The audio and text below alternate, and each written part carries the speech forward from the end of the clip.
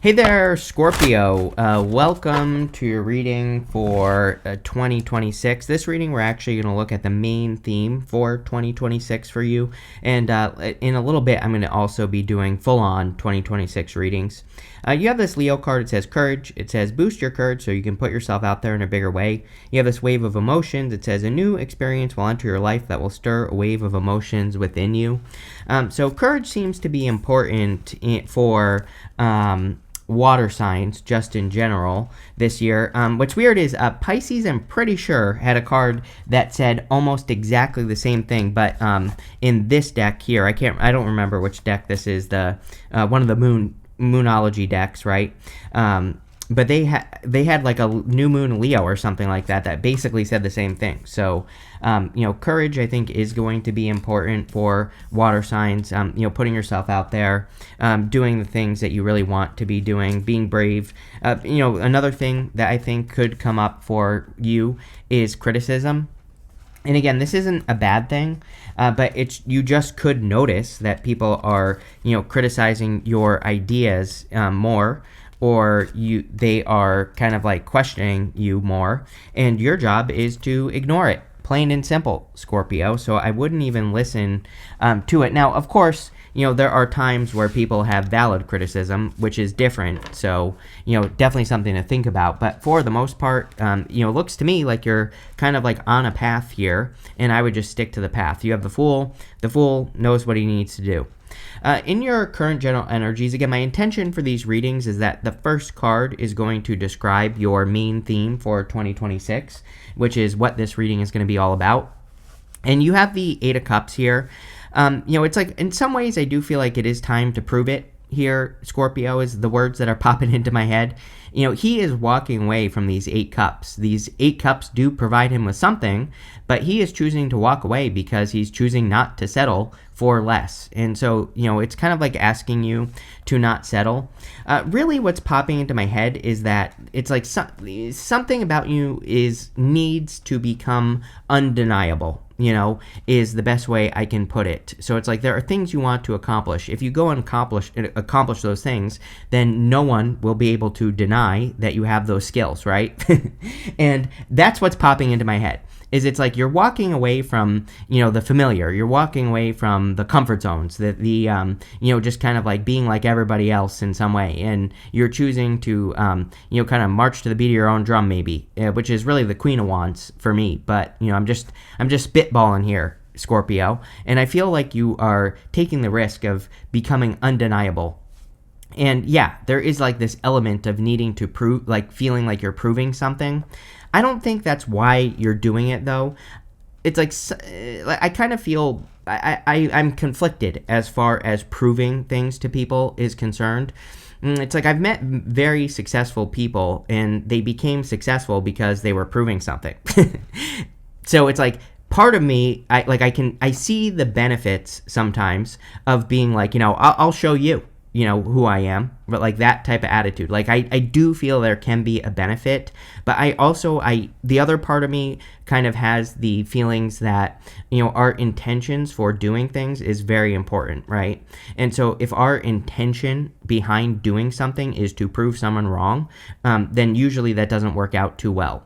But I kind of feel both ways about it for you, if I'm being honest. But again, the other thing to think about is if your deeper intention is bigger than just proving someone wrong, then maybe it's not such a big deal, and that's kind of what I feel your theme is here. You have the Five of Swords. Again, Five of Swords crossing energy can be what hurts you or helps you in a Celtic cross.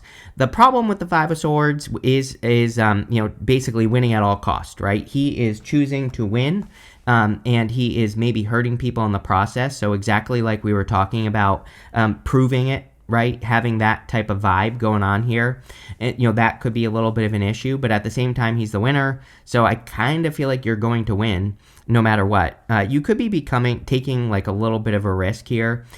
It's like you're taking some risks to prove something at this time that you're able to, be successful in life, or you're able to support yourself, or, whatever you're trying to prove here, Scorpio. And, I feel like that is your theme for 2026. Next, in the area of your thoughts or what's on your mind, you have the Sun. Pretty freaking good, if you ask me. The Sun is the best card in the deck, and it makes the whole entire reading more positive. But the Sun, in the area of your thoughts, says you're thinking more optimistically, and I feel like you are. I kind of feel intuitively this might take a couple of months. So, it might not be like right away at the beginning of 2026 that you're feeling more optimistic, but it feels more like a process. It's like you're doing things that are making you feel more optimistic over time, and because of that you're becoming more optimistic, which is good. I am a big fan of, really, if I could get everyone to do that, then I wouldn't even need to read anymore. If I could get people to create those positive snowballs in their life where it's like one thing leads to another. But the important thing that I want to talk about with you is Uranus and Taurus. Uranus is still in Taurus. Uranus moves back into Gemini, in like the springtime. And what I would say about that is that Uranus and Taurus does want us to work on having a process for the things that we're doing. It's one thing to just be able to feel good, right, with the Sun. It's another thing to have a process that makes you feel good. Why? Because you're not always going to feel good. And so having a process that makes you feel good, and having something that you can do to make yourself feel good when you don't, is amazing, right? So it's like more long-term. Uranus and Taurus wants us to work on things that have solid structure that we can use long-term. And so obviously, like, having some things in your life that make you happy that you can go and do is going to be very important, because it'll allow you to stay in that heightened state for longer. And the more we stay in those heightened positive states, the better. So as far as I'm concerned, and I kind of feel like you are discovering some things that, allow you to do that, basically, which is great. Next, in your foundation, you have the Nine of Wands. Not giving up, which is good, especially with that Eight of Cups. Personally, I like the Eight of Cups because he's choosing not to settle, right? But also, I think that not giving up with the Eight of Cups is good because, again, he is walking away from something for the hopes of a brighter future. And the Nine of Wands basically would say you're not giving up on a bright future. You're going to keep going. All your readings for the past few years have been talking about boundaries. I do think this is a long-term thing that Scorpio has been working with or dealing with, is, boundaries with people in your life. I think if you think back over the past few years at least, that probably, when you have been upset, it probably involves other people. And you could say that's always true, but really it's not. It's like sometimes we can be upset with ourselves. Sometimes we can be upset with an outcome. To me, it just feels like Scorpio, like the more, speaking of heightened states, when you are really upset, it's probably involved other people. Again, I think there are some good and bad things that have gone along with this for you, Scorpio. I think the good side of it is that you've learned how to put up boundaries with other people, which is important. And yeah, I also think that you're not giving up on something that you are going to improve. Again, I kind of feel like your main theme is that you need to become undeniable. The things that you say you can do, you need to do them. And there is a little bit of this prove it energy. I think with the Nine of Wands, that experimenting would be very important for you, whatever you're building or whatever you're working on. This is my card of throwing stuff at the wall and seeing what sticks. And I feel being willing to do that would be good. Next, in your past position, this is the energy that you're moving past. You have this card that says nothing will come of this situation. You also have this card that says bring love into the situation. Yeah, love is a very good energy for you, again, with Uranus and Taurus. There's something very heart-based about the time that we're in. I always say Uranus and Taurus, but also Neptune and Pisces. The reason I say Neptune and Pisces is because we have to be inspired to do things, to do them in the first place with Neptune and Pisces, right? And so inspiration kind of is heart-based in some ways. And yes, Neptune will be leaving Pisces in January, but these major planets, we learn the lesson when the planet is in the sign, and then we really have to implement the lessons that we learned after, right? And so even though it's leaving, we are still going to be implementing what we learned, hopefully. And so I feel a lot of you have learned a lot. It's kind of funny that this here, I don't know why this is popping into my head, Scorpio, but it is. This looks like a muscle to me. It looks like a bicep muscle, right? And I feel like there's something about you kind of like developing mental muscles, where you have been through things, you've been through some difficulties, and I feel that you need to realize that those things you've been through have like made you stronger in some way. And, so don't, I get something about doubt a little bit. Eight of Cups. Eight of Cups, again, I personally like the Eight of Cups, but there can be a little doubts that creep in, and I feel like you need to realize that you're strong. You show up in the past position as well. The death card, of course, is Scorpio. So whenever you show up as yourself, puts you in a position of power and strength and allows you to get what you want from the reading. I feel like you are, kind of leaving things behind in 2026. I think a lot of people are. This year, it was the year of the snake in the Chinese zodiac, so I think a lot of people are kind of like shedding things and letting go of things. We also had Pluto in Capricorn last year, and then, obviously this year it moved into Aquarius to stay for a long time. And, Pluto and Capricorn alone, going from into Aquarius, asks us to release structure, things that we think support us that don't, or it's not even that. It's like you learned a lot during the last 20 years, and now the universe is like, okay, now it's time to reinvent something and learn the next thing. So, I think you're just going through changes. Next, in the area of your very near future, you have this higher power card and this poised card. Yeah, very good. I would say that this is going to be the first few months of the year, 2026. And for the first few months, I feel it is very spiritual. We're entering into a very spiritual time, really. And so I would be, doing things to tap into your higher self. I love this poised card. This lady fairy thing is being lifted up on a pedestal. And so it kind of says that you are in this time of heightened energy, which again, I wouldn't really say heightened energy is a theme for you, but what I do feel is that you need to get yourself into those heightened states, happiness, joy, love, peace, good vibes, right? And the more you can get into those states, the better. And having things that you can do that put you in that energy would be even better. There might be songs you listen to. Go listen to those songs that get you into that heightened state. There might be movies that you watch. There might be activities you do, workouts, routines, all sorts of stuff, right? Hobbies. I would be doing all of that this year of 2026. It just seems to me for you that staying in that state will make you undeniable here, Scorpio. Next, in the area of your very near future as well, you have the Two of Wands. Yeah, a lot of leadership for water signs. I mean, I'm pretty sure I've said to you before, Scorpio, that water signs are kind of like the leaders of the future. Water signs have been through what everybody's about to go through, as I've probably said to you before. And so we have to take the lead, and we have to show, basically, this is a personal belief. This is not necessarily intuitive, Scorpio. So, take it with a grain of salt, but I believe that we are here to show people how to live, how to survive, all those other things. The best thing we can do as water signs is be a living example for other people. And if, that is Pluto and Aquarius, that is where you will get your power. You are ruled by Pluto, right? So, by you being a positive example, even just for one person is enough, right? It could be like your child or your children or a person in your life where you inspire them. And it could just be one person. That is enough. That will give you power. And I think that is going to be, kind of like a little theme for you for many years to come, not just 2026, but, something to work on.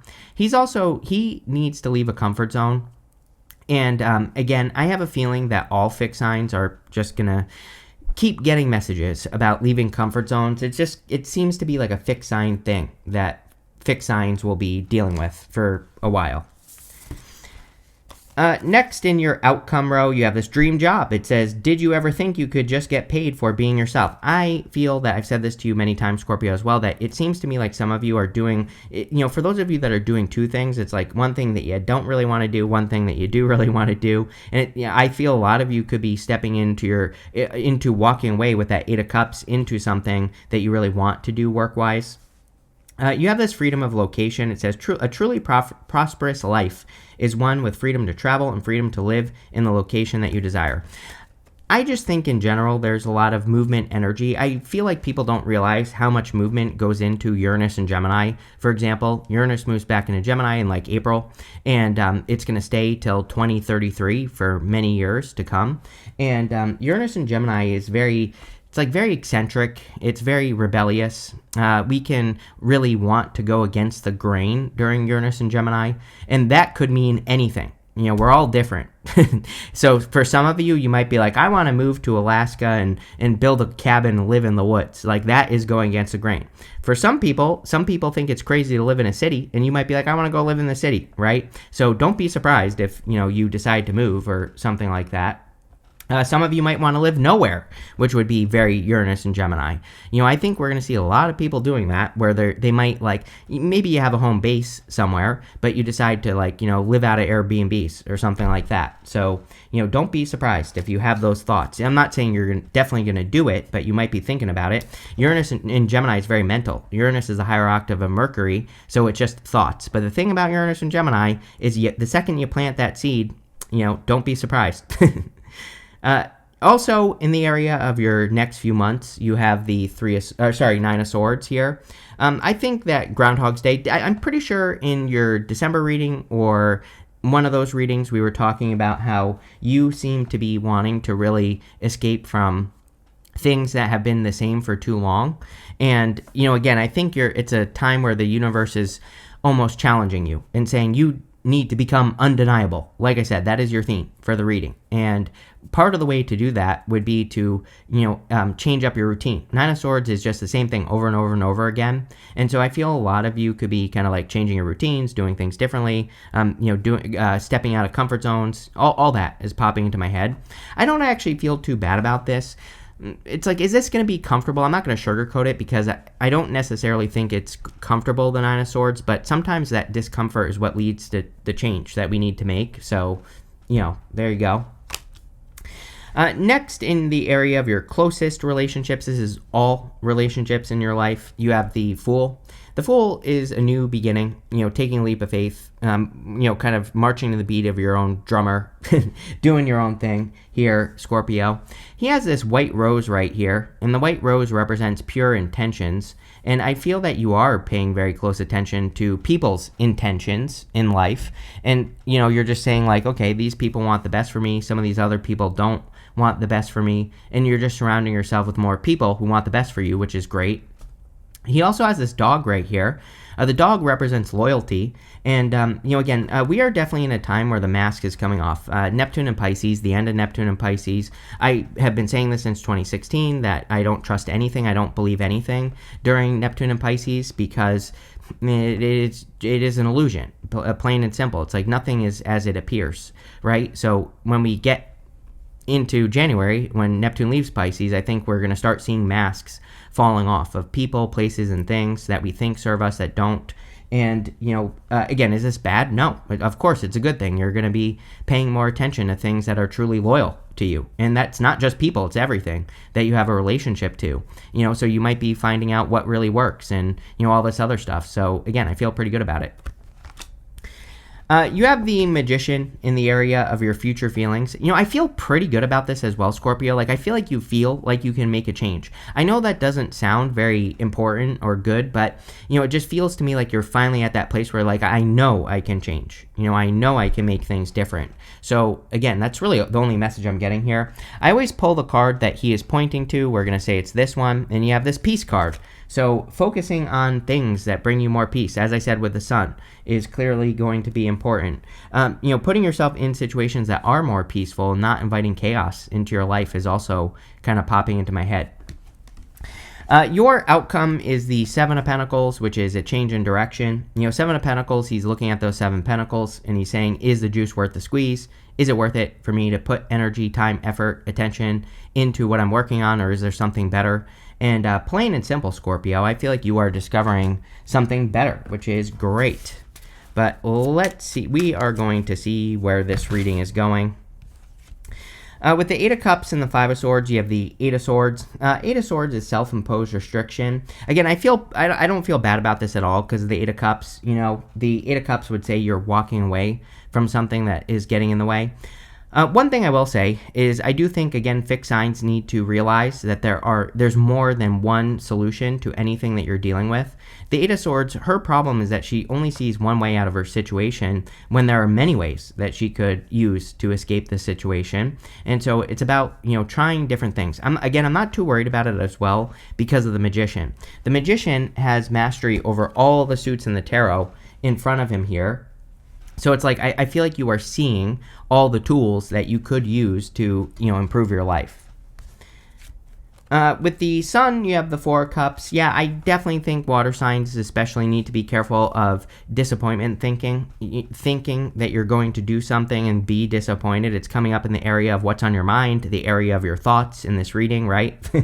And so the problem is like history for water signs. Water signs, I feel, have a certain story that is like their history. And you might have a history of starting things and not finishing them. You might have a history of starting something and then it doesn't work. Right? It's going to be different for all of you. Whatever the repeat story is, Nine of Swords, it's like time to change that story.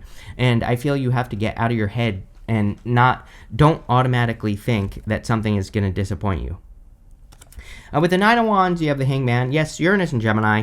Again, this card is Pisces, but I always say that right now, this is a very good energy to kind of use with Uranus and Gemini. Uranus and Gemini is all about new perspectives, seeing things. He is hanging upside down. He is looking at things from upside down. And so anything that any good things, bad things, challenges, big wins that you could have, it doesn't matter. Everything I would be looking at from different perspectives, because you never know what you might discover if you look at the opposite side or if you look at something from upside down. And again, I really, it's kind of hard to describe because I don't know what you're all doing, but looking at things differently could be very helpful.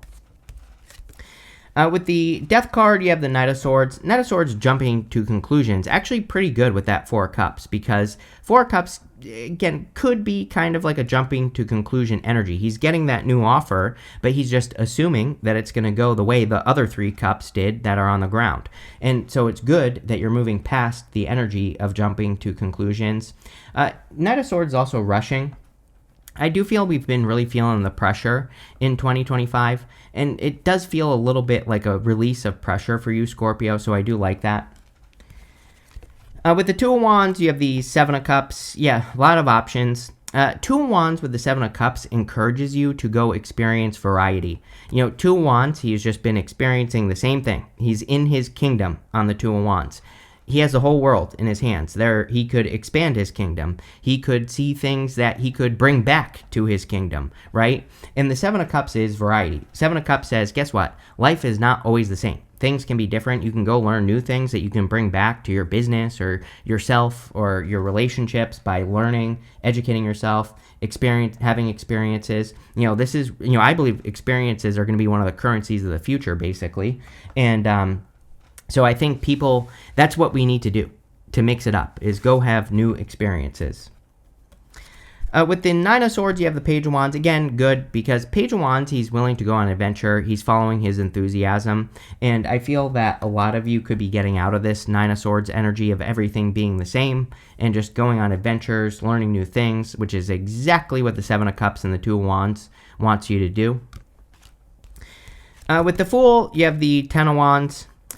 You get the Ten of Wands with me a lot, Scorpio, and I feel you're releasing the burdens of other people. I'm pretty sure like every single reading, I'm always saying to you that there are like obligations that are yours. There are obligations that belong to other people. I would get rid of the things that belong to other people, because I think those obligations are weighing you down or slowing you down. With the Magician, you have the Two of Cups. Could be love. Again, we're going to do deeper 2026 readings in the near future on this channel, so we'll see what comes up. But, these readings aren't really meant to be love readings, but there's love here if you want it.